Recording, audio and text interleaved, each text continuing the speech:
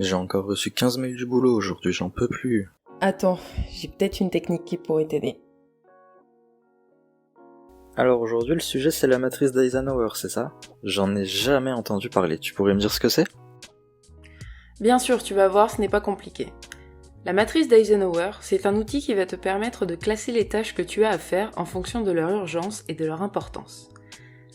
C'est une méthode qui a été inspirée par Dwight Eisenhower, 34e président des États-Unis, qui aurait dit, ouvrez les guillemets, « Ce qui est important est rarement urgent et ce qui est urgent est rarement important », fermez les guillemets.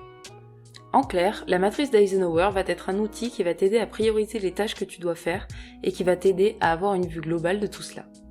Et comment ça fonctionne du coup? Alors, la matrice d'Eisenhower va prendre la forme d'un tableau à double entrée où l'axe horizontal va correspondre à l'urgence des tâches et l'axe vertical au degré d'importance que tu accordes à ces mêmes tâches.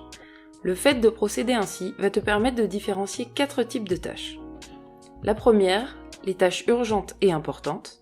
La deuxième, celles qui sont importantes mais pas urgentes. Troisième, celles qui sont urgentes mais pas importantes. Et pour finir, en quatrième, les tâches qui ne sont ni urgentes ni importantes. Mais pour que tu puisses pleinement comprendre tout cela, il va falloir que je t'explique la différence entre les tâches urgentes et les tâches importantes. Les tâches importantes sont celles qui nous permettent de progresser vers nos objectifs, quels qu'ils soient. On peut dire que plus une tâche est importante, plus le fait de ne pas la faire va avoir des conséquences négatives. Deuxièmement, les tâches urgentes, elles, sont celles qui requièrent ton attention immédiate et sont souvent liées aux objectifs d'un tiers. On les reconnaît aisément au fait qu'elles ont une échéance donnée avant d'être irréalisables. Là, tu devrais donc te demander que privilégier, l'urgence ou l'importance. La réponse à cette question va vraiment dépendre de toi, mais dans la plupart des cas, on va privilégier l'importance. En effet, les tâches importantes sont généralement le résultat d'un travail sur le long terme, alors que les tâches urgentes sont plus souvent en rapport avec le contexte.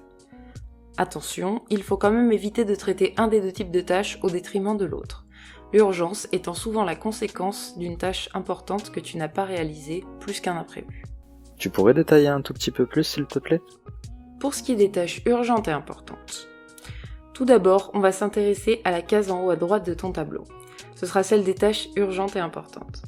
C'est donc à cet endroit du tableau que tu vas ranger toutes les tâches qui te demandent une attention immédiate et que tu dois faire dès que tu le peux pour pouvoir avancer sur tes buts à long terme.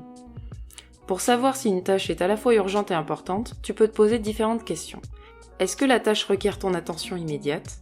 Est-ce qu'elle peut avoir des conséquences sur l'avancement d'un projet? Est-ce que le fait de la faire va résoudre un problème urgent?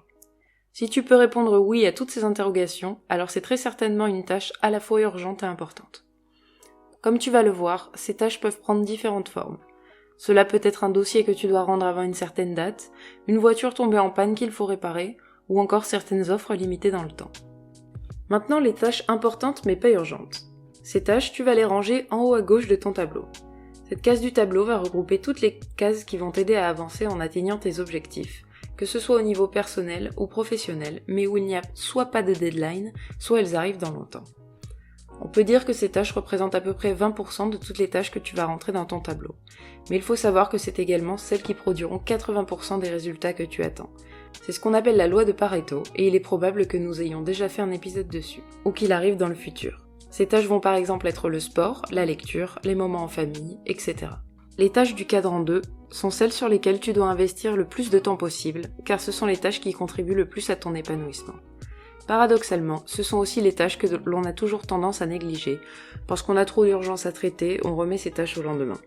On se dit qu'un jour on aura le temps de s'en occuper, le problème c'est que ce jour n'arrive jamais. C'est pourquoi tu dois parfois oublier l'urgence pour pouvoir prendre du recul et allouer plus de temps aux tâches du cadran 2. Urgent mais pas important. Les tâches du cadran 3 correspondent aux activités qui nécessitent ton attention immédiate, mais qui ne contribuent pas à tes objectifs à long terme. Lorsque l'on est mal organisé, c'est généralement sur ce cadran que l'on perd le plus de temps. Quelques exemples, la plupart des appels, messages et emails. Les collègues qui viennent à notre bureau pour nous demander quelque chose à la dernière minute, ou encore un ami qui nous demande de l'aide sur un projet. Les tâches du cadran 3 sont souvent des tâches qui sont importantes pour les autres, mais qui ne le sont pas pour toi. Ces tâches ne sont pas nécessairement mauvaises, cependant on doit s'assurer qu'elles n'occupent pas une place plus importante que les tâches du cadran 2. On risque sinon de penser à tort que l'on accomplit beaucoup de choses, alors qu'en réalité on avance peu sur nos projets. La meilleure façon de traiter le cadran 3 est donc de déléguer le plus de tâches possible. Cela permet à la fois d'améliorer la gestion de notre temps et de s'investir davantage sur les tâches du cadran 2. pas urgent et pas important. Les tâches ni urgentes ni importantes sont des tâches que tu n'es pas forcé de faire immédiatement et qui n'ont aucun impact direct sur tes objectifs à long terme. On les associe généralement à des distractions. Quelques exemples de distractions: regarder des vidéos sur YouTube ou des séries, faire les magasins, faire défiler le fil d'actualité de nos réseaux sociaux, ou encore jouer aux jeux vidéo. On entend souvent dire que pour être efficace, on doit complètement éliminer les tâches du cadran 4 pour se concentrer sur les autres cadrans. Cela peut certes nous faire gagner quelques heures chaque semaine, cependant sur le long terme, on perdra en efficacité. Plusieurs études montrent que le cerveau a besoin de distraction et de repos pour consolider les connaissances qu'il acquiert. Sans pause, on est moins performant, on peine à se concentrer, on est plus anxieux et irrité et on gère moins bien notre temps. En passant un peu de notre temps éveillé sur les tâches du cadran 4, on est donc d'autant plus efficace pour traiter les tâches des cadrans 1, 2 et 3. Ça va être compliqué à mettre en place tout ça, non? Il faut juste faire attention à certains points et tout ira bien. En effet, il peut être assez délicat au début de faire la différence entre l'urgent et l'important, mais pas de panique, tu y arriveras rapidement. Une autre chose qui pourrait te perdre un peu est le manque de graduation. Comme tu l'as compris, nos seules unités de mesure sont l'urgence et l'importance de la tâche, et tu peux les ranger que de deux manières, soit oui ou non. Il va donc être assez compliqué de prioriser une tâche par rapport à une autre si elle se trouve au même endroit sur ton tableau. Dans ce cas-là, ce sera à ton appréciation. Et le dernier point, qui va être très personnel, est que la notion d'importance est subjective, c'est-à-dire qu'elle diffère d'une personne à une autre. Ce qui peut te sembler très important ne le sera peut-être pas autant pour quelqu'un d'autre. Et tu aurais des conseils à me donner pour que je puisse réussir? Accessible et simple en apparence, la méthode d'Eisenhower nécessite tout de même de la rigueur. Avec un peu de pratique et d'autodiscipline, la hiérarchisation de tes tâches te permettra de mieux gérer ton temps et d'améliorer ta productivité. D'accord, donc je peux vraiment utiliser n'importe quel support? Tu peux tout simplement créer un fichier Excel avec une matrice Eisenhower dedans. Le mieux serait que tous les soirs, tu places toutes les activités que tu as faites dans la journée dans le cadran approprié. Ainsi, cela te montrera sur quel type d'activité tu passes la majorité de ton temps.